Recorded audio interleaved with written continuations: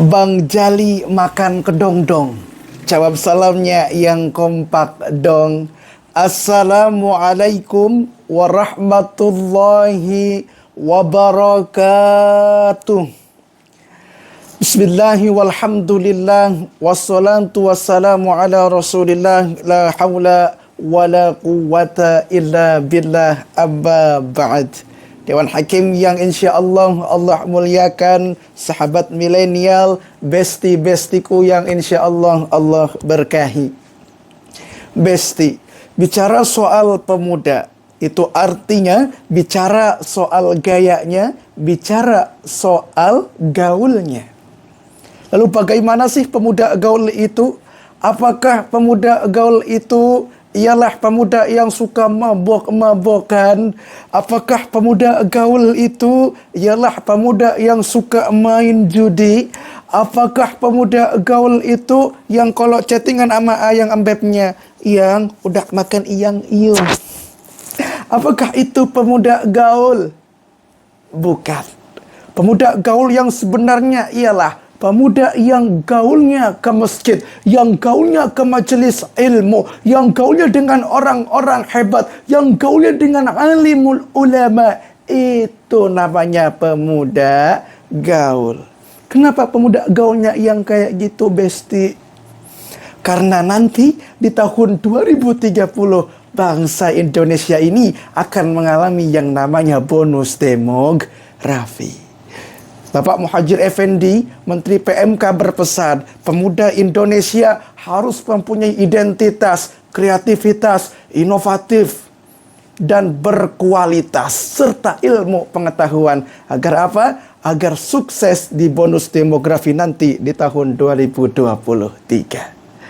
Lalu bagaimana Islam menuntun pemudanya untuk menjadi pemuda yang berkualitas? Siapakah role model yang Allah berikan kepada kita? Allah Subhanahu wa taala berfirman dalam surat Al-Ahzab ayat 21. Bismillahirrahmanirrahim. Laqad kana lakum fi rasulillahi uswatun hasanah. Sesungguhnya pada diri Rasulullah Shallallahu Alaihi Wasallam suri tauladan yang baik. Tuh Allah Subhanahu Wa Taala langsung berikan role modelnya siapa? Baginda Rasulullah Shallallahu Alaihi Wasallam. Kenapa baginda Rasulullah? Gimana sih Rasulullah di usia mudanya?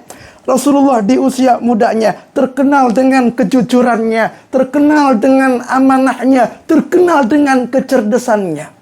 Bagaimana enggak tuh Rasulullah menjadi pemuda yang berkualitas. Hadirin rahimakumullah, besti-bestiku yang insya-Allah Allah berkahi. Syekh Syarifuddin Yahya Al-Imriti dalam Nagom Imritinya mengatakan, idzil fata hasbu i'tiqadihi rafi wa kullu man lam ya'taqid lam yantafi. Pemuda harus mempunyai tekad yang kuat. Tanpa tekad yang kuat, pemuda tak dapat manfaat. Ingatkah kita pemuda dengan tekadnya yang kuat menaklukkan Konstantinopel? Siapa ia? Sultan Muhammad Al-Fatih.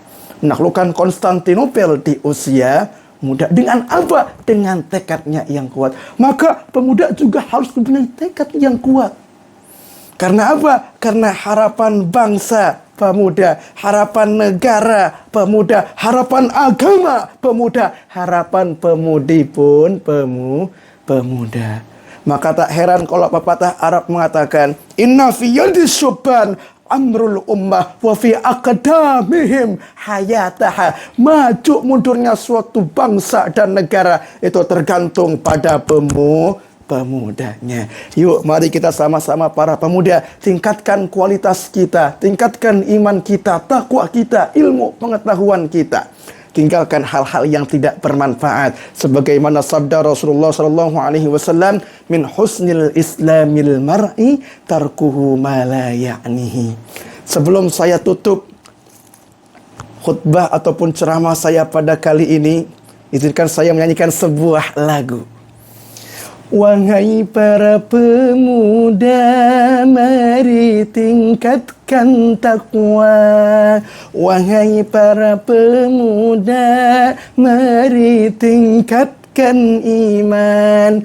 Wahai para pemuda, tingkatkan ilmu pengetahuan agar bangsa Indonesia menjadi bangsa yang jaya. Astaghfirukum jami'an wallahu a'lam. Ihdinas siratal mustaqim. Unzur ma qala wa la tanzur man qala. Wassalamualaikum warahmatullahi wabarakatuh.